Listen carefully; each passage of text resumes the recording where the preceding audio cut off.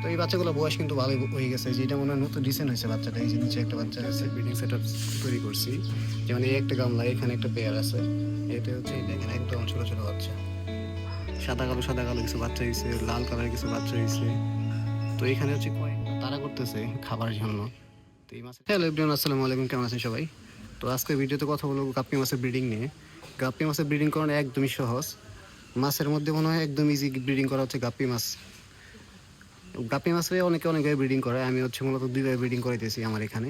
এখানে বড় একটা ন্যাচারাল পুকুর আছে এদের জন্য, আর একটা ব্রিডিং সেট আছে, সেটা দেখাইতেছি। তো এখানে হচ্ছে বেশ কিছু মাছ আছে।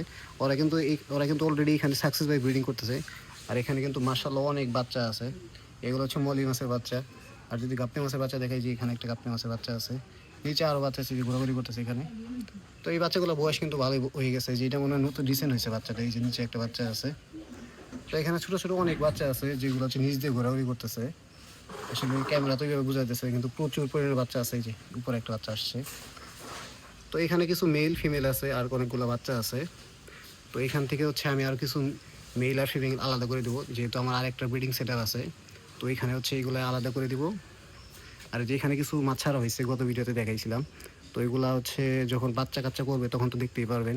তো এখান থেকে কী পরিমাণ বাচ্চা পাই সেটা আপনাদের দেখার চেষ্টা করবো। তো আমার যে আরেকটা ব্রিডিং সেটআপ আছে সেখানে আপনাদের দেখাইতেছি। এটা হচ্ছে আমার আরেকটা ব্রিডিং সেটআপ। যদিও সব কিছু এত সুন্দর হয়ে গুছানো না, এটা হচ্ছে একটা পরিত্যক্ত জায়গা। এখানে হচ্ছে আমি এই গামলার মধ্যে হচ্ছে ব্রিডিং সেটআপ তৈরি করছি। যেমন এই একটা গামলা, এখানে একটা পেয়ার আছে।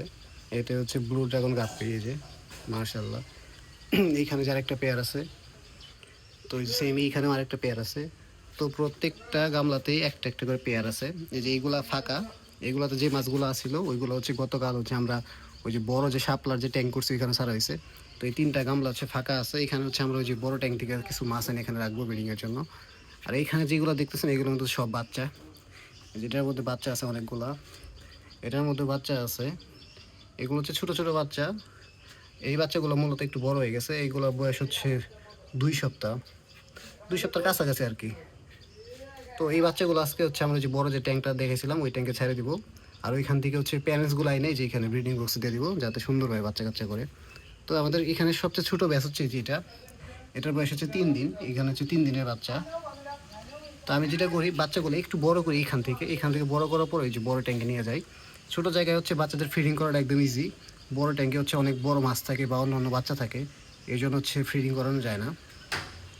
আর এখানে আরেকটা পেয়ার আছে, এটা মার্শাল্লাহ হয়তো 2-1 দিনের মধ্যে বাচ্চা দিয়ে দিবে। যে নিচে ফিমেলটা ঘোরাঘুরি করতেছে। তো আমার এখানে হচ্ছে 4টা জায়গায় বাচ্চা আছে। এখানে আছে, এখানে আছে, এখানে আছে, এখানে আছে। তো সব থেকে বড় বাচ্চাগুলো এইখানে, তারপরে হচ্ছে এইখানে, তারপরে এই যে এইখানে, তারপরে যে এইখানে। এখানে হচ্ছে ব্লু ড্রাগন যেটা দেখালাম ওটার বাচ্চা। এটার মধ্যে 7টার মতো বাচ্চা আছে এখানে। সবচেয়ে বেশি বাচ্চা এখানে, আর এই যে এখানে।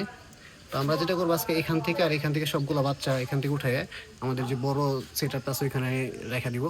আর বাচ্চাগুলো এখন ধরে নিতে হবে আমাদের ফার্স্টেই। তো এখন হচ্ছে আমরা বাচ্চাগুলো ধরে নিব। তো বাচ্চাগুলো ধরার জন্য যে নেটটা নিয়ে আসছি, আর এই যে মগের মধ্যে বাচ্চাগুলো রাখছি ধরে ধরে। এখানে 2টা বাচ্চা অলরেডি ধরা হয়েছে। এই দেখেন একদম ছোট ছোট বাচ্চা।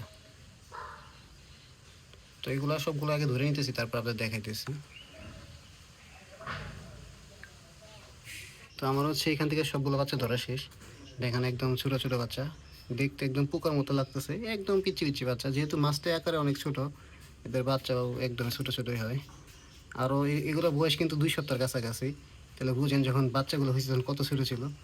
এগুলো হয় এরকম ছোটো ছোটো। তো এইগুলো হচ্ছে আপনাদেরকে একটা গ্লাসে নিয়ে দেখাইতেছি। এখানে হয়তো ওইভাবে বোঝা দিতেছে না। তো একটা গ্লাসে নিয়ে আপনাদের দেখাইতেছি। আর যেখান থেকে কিছু বাচ্চা উঠে তবে এইগুলো ধরে নিই। তো আমাদের 2টা বালতি থেকে সবগুলো মাছের বাচ্চা উঠে নেওয়া হয়েছে। তো এখানে হচ্ছে 2 বালতির বাচ্চা। তো আমরা এখানে বাইরে নিয়ে আপনাদের একটা গ্লাসে নিয়ে ঢাইলে দেখাইতেছি। আর এখানে হচ্ছে আমার ব্রিডিং সেট আপ। তো এই গ্লাসটার মধ্যে নিয়ে আমি ঢাইলে দেখাইতেছি যে কতগুলো বাচ্চা, দেখতে কেমন বাচ্চাগুলা। তো এখানে একটা গ্লাস রাখছি।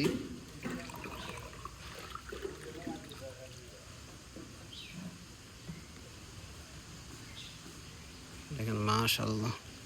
তো এখন হয়তো আশা করি একটু ভালো বুঝাইতেছে। দেখেন এই যে বাচ্চাগুলো কিন্তু এখন কিন্তু অনেকটাই ক্লিয়ার। কিছু বাচ্চা কালার একটু জেব্রা টাইপের হয়েছে। যে এখানে কিন্তু একদম কালার বুঝাইতেছে কি কোন বাচ্চার কি কালার হয়েছে। লেস মোটামুটি সব কিছু একটু ভিজিবল হয়েছে এখানে। দেখেন কয়েকটা কালো আছে, যে বাচ্চার ডোরা কাটা দাগ আসছে। এই যে সাদা কালো কিছু বাচ্চা হয়েছে, লাল কালারের কিছু বাচ্চা হয়েছে। তো এখানে হচ্ছে কয়েকটা জাতের মাছের বাচ্চা এখানে। তো যখন এগুলো বড় হয়ে যাবে তখন হচ্ছে আস্তে আস্তে কালার অনুযায়ী হচ্ছে মাছগুলো আলাদা করা যাবে। তো এখন হচ্ছে আমরা একটা জায়গায় রাখবো যাতে খাবার দিতে আমার একটু সুবিধা হয় আর কি।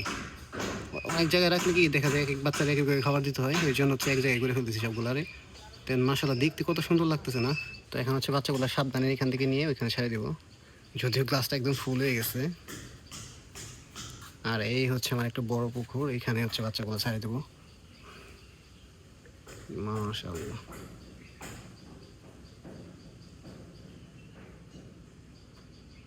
আর গাপ্পি মাছ কিন্তু যদি অলরেডি কিন্তু এই যে বাচ্চাগুলো তাড়া করতেছে খাবারের জন্য।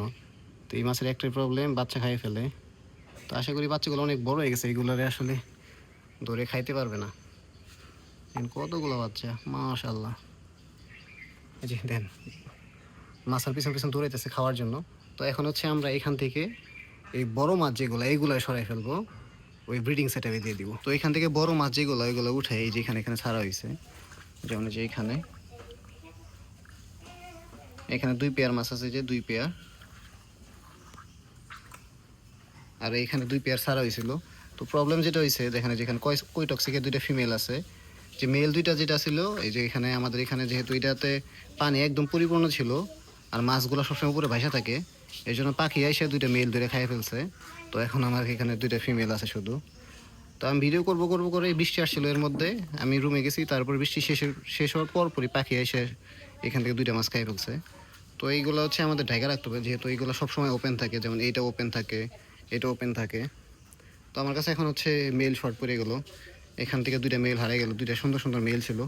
আর কই টক্সিকটা এখন খুব একটা পাওয়া যায় না, অনেক কষ্টে কালেক্ট করছিলাম, যদিও এখন কপালে ছিল না, যা হওয়ার তাই হয়েছে। আর যেখানে বাচ্চা যেগুলো এই উপরে উপরে ঘোরাঘুরি করতেছে, এখন হচ্ছে যে আপাতত যে ককশিট দিয়ে ঢাকার ব্যবস্থা করছি, যে আপাতত ঢেকে রাখবো, পরে এখানে একটা নেট লাগাই দিতে হবে, এছাড়া কোনো ওয়ে নেই। তো এই ছিল আজকের ভিডিও, ভালো থাকুন সবাই, আল্লাহ হাফেজ, টাটা।